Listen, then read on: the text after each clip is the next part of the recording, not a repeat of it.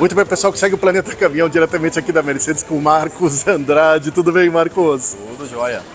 Marcos, bom, nem terminou janeiro, né? Vamos combinar aí que está no primeiro mês do ano e vocês já estão apresentando a linha, né, 2024, com uma grande novidade, né? Para a galera que gosta muito aí da linha Tego, vocês estão apresentando essa nova linha, né? Conta um pouco mais, Marcos.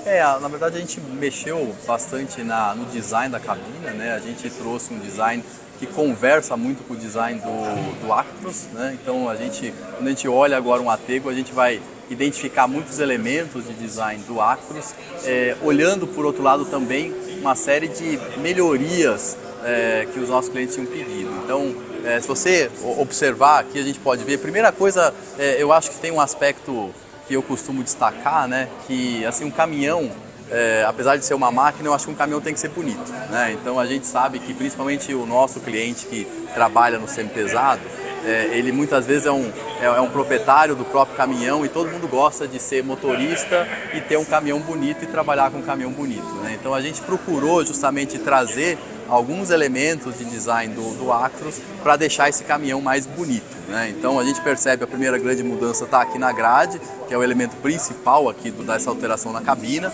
Esses defletores laterais também mudaram e a gente deixou o visual muito mais limpo, né? Então vocês recordam que a gente tinha algumas pecinhas aqui nessa parte superior, isso foi tirado fora e essa foi um dos pedidos dos nossos clientes, porque como a operação do semi-pesado ela é muito passa por estradas com muita vibração, com muita torção, essa era uma das peças que a gente tinha um desafio muito grande na fixação e ela não tinha uma função relevante, então a gente simplesmente resolveu tirar e deixar um visual um pouco mais leve, mais simples. Trabalhamos também na parte de aerodinâmica, então para quando o caminhão opera numa estrada com uma velocidade maior, ele consegue ter uma aerodinâmica melhor, isso influencia também o consumo de combustível. Esses elementos também, a gente trabalha bastante no fluxo de ar para evitar que as laterais do caminhão fiquem sujas, né? Então isso foi também bastante trabalhado para deixar o caminhão,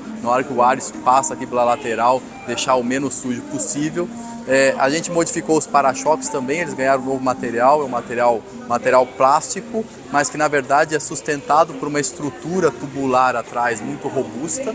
Então, por que é um material plástico? Porque você consegue ter uma flexibilidade. Então, esse tipo de caminhão que muitas vezes entra também em cidades, tem uma operação urbana onde tem pequenas batidinhas, né?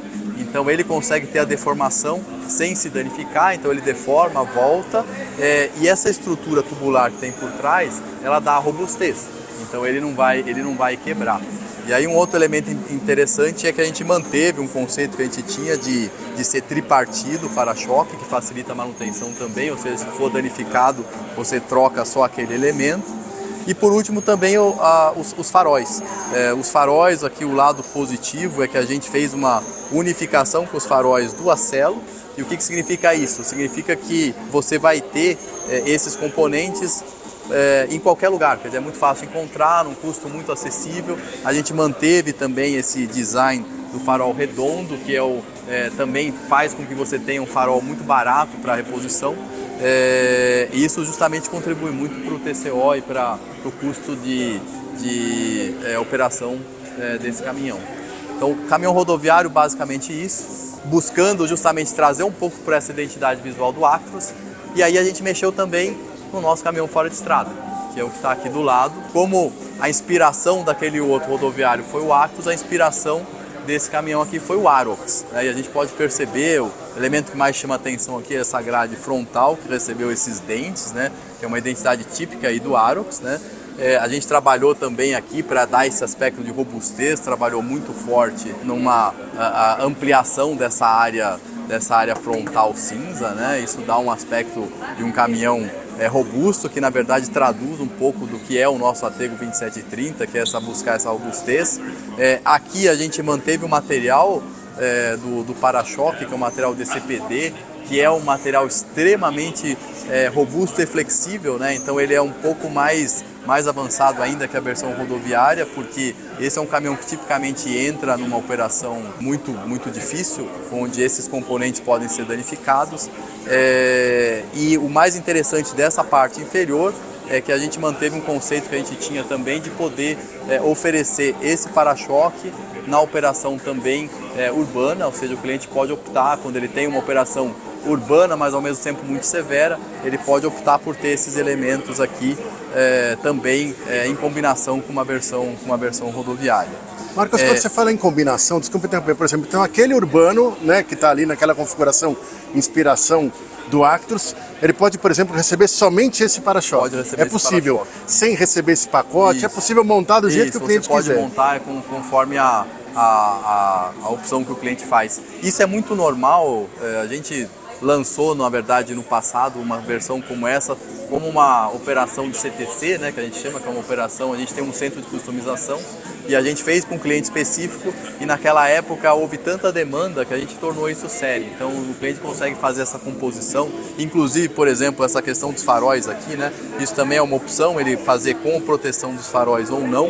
E isso é super importante porque pedras e outros elementos que possam bater e danificar o farol, ele também, em combinação com esse farol, com esse para-choque mais robusto, ele também pode levar esse protetor aqui frontal. E aí, se a gente olhar aqui para baixo, né, tem o protetor de cárter também, né, então ele também recebe aqui a proteção na parte inferior, para evitar todas as batidas e que possa algum elemento, às vezes tem muito galho, né, que pode talvez danificar algum elemento da parte elétrica, algum cabo, alguma parte pneumática, isso tudo é protegido. Eu nesse momento bastante na parte mais da emoção realmente do caminhão, mas também olhando um pouco da funcionalidade, né? Esse foi o mais importante. Eu que moro aqui, né, vou lá em São Bernardo, nosso escritório fica em São Bernardo também, a gente vê muitos desses caminhões aqui, um deles você está expondo aqui. Bom, na verdade, ele é um Atego, ele é um vocacional também. Conta um pouquinho antes da gente falar da história dessa cor. Ele é um 3330, né? Ele é um 8x4, que é um caminhão tipicamente, hoje a operação, por exemplo, de betoneira, né? Ela evoluiu muito para caminhões 8x4, no passado era 6x4 e agora evoluiu muito para 8x4, esse é um mercado que está crescendo. Então, olhando a construção civil, esse é um caminhão dedicado para esse tipo de operação, caçamba também, mas principalmente betoneira é um caminhão dedicado para esse tipo de operação. E aí, falando um pouquinho da cor... Dessa cor, porque tem tantos caminhões que a gente está vendo pintados nessa cor. Essa cor, na verdade, foi desenvolvida por Oriente Médio. A gente tinha alguns países do Oriente Médio que, por causa do deserto, né?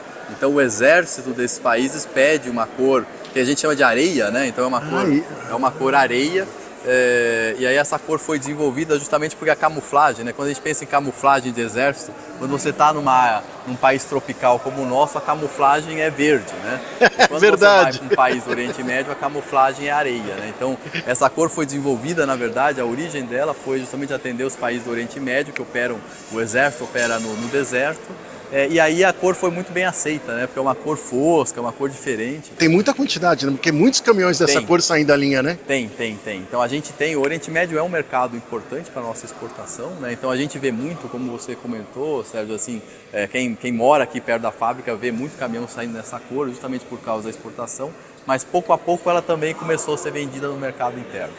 Porque é uma cor bonita, eu acho que as cores foscas, na verdade, chamam muito a atenção, né? Então essa é uma cor típica que nasceu com um propósito e aí foi expandida, e um ponto importante também, quando a gente desenvolve uma cor para qualquer mercado, ela sempre está disponível primeiro para toda a linha e para todos os mercados, né? Então a origem dela foi essa, mas a partir do momento que ela estava disponível no nosso portfólio, a gente deixa ela disponível para qualquer caminhão. Se alguém quiser pintar um Acelo com essa cor, ele pode, né? Seja no mercado interno, para exportação, para qualquer país, ela nunca é exclusiva para uma operação, né? Ela pode ser colocada em qualquer caminhão. Esse aqui é um caminhão vocacional, né? Então a gente, na verdade, está trazendo hoje 2 caminhões vocacionais, um bombeiro e um lixeiro.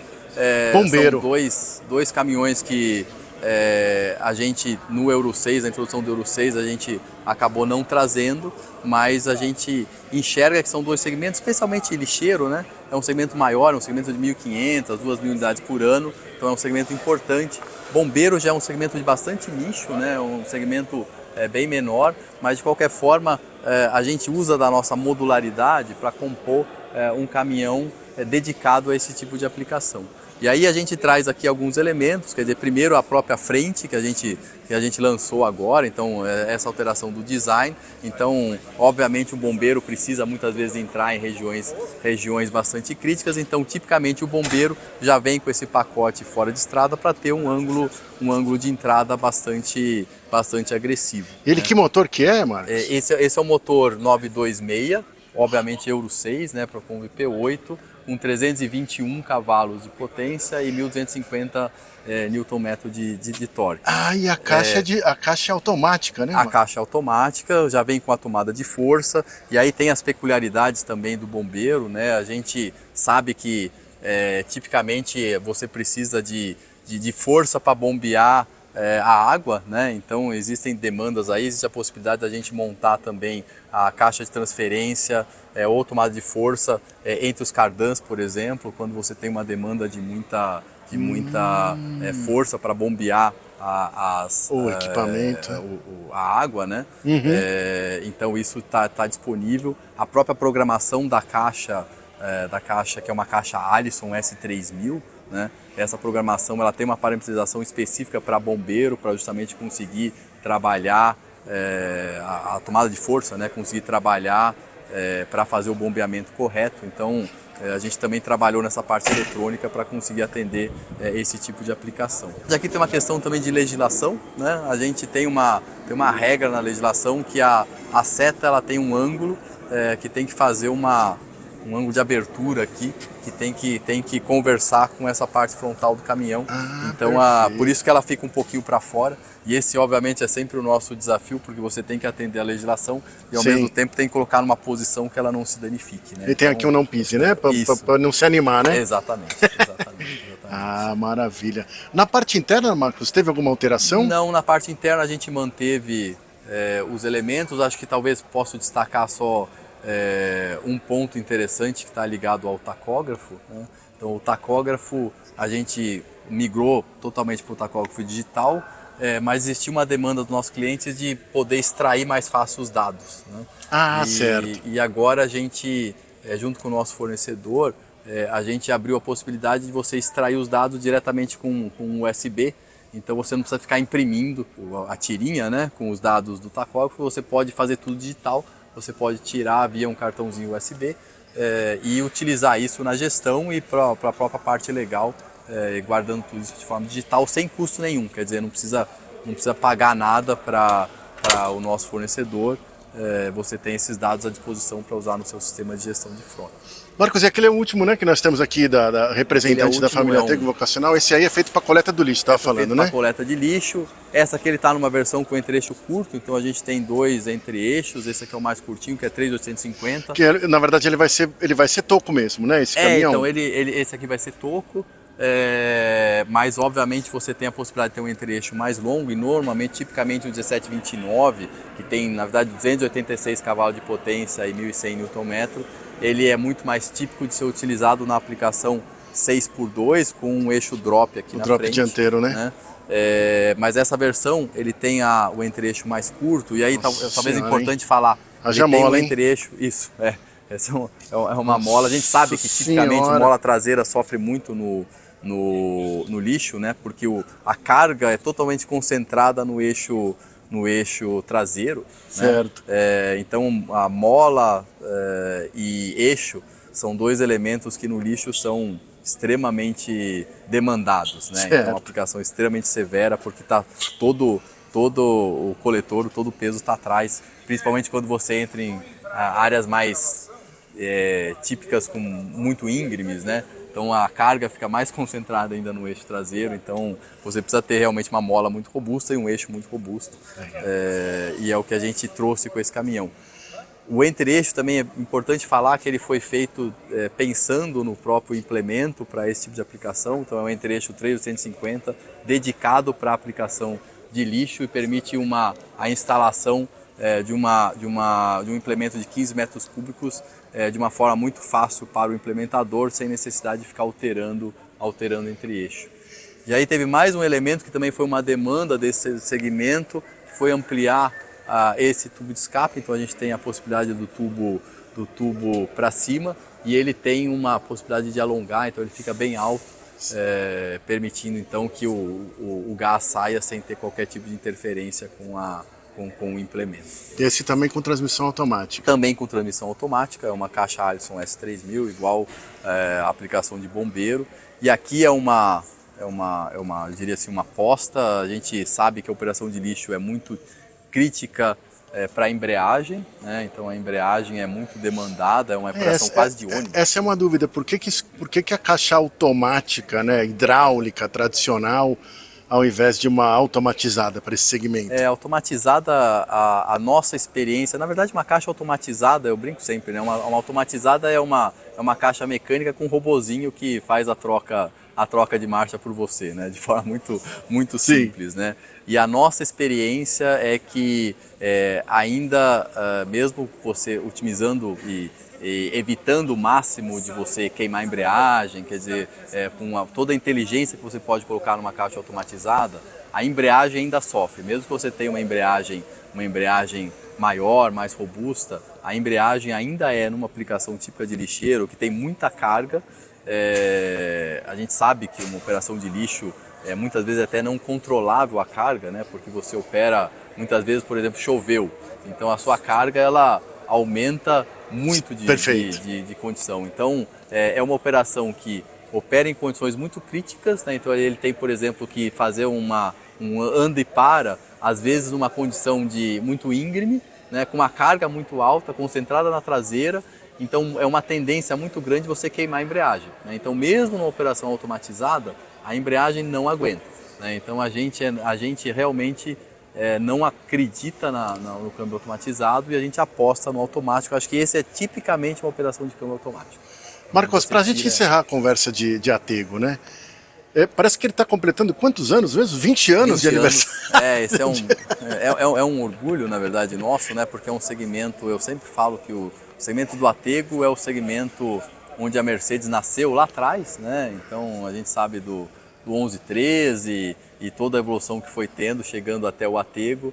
E o Atego trouxe esse DNA da nossa marca, que foi os caminhões que construíram o Brasil, que continua sendo um segmento extremamente versátil, extremamente flexível, que a gente conversa muito com aquele cliente pequeno, né, que roda o Brasil todo. Então é um segmento de muito orgulho nosso, 20 anos de Brasil, de muito sucesso, e agora um caminhão mais bonito e ao mesmo tempo mais funcional. Esse foi o nosso objetivo para essa nova versão. Valeu, Marcos. Obrigado, viu? Obrigado, até mais.